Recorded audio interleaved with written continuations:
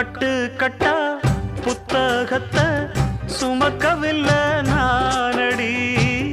ஆனாலும் தான் கெட்ட வழி போனதில்லை நானடி. வெள்ள மனம் பிள்ள குணம் உள்ள ஆளு நானடி. என்ன பத்தி ஊருக்குள்ளே நீயும் கொஞ்சம் கேளடி. படிப்பு ஒன்னே வாழ்க்கையா, பாசம் வந்து இல்லையா? படிப்பில்லாமல் வாழ்க்கையில் உயர்ந்த மேதை இல்லையா?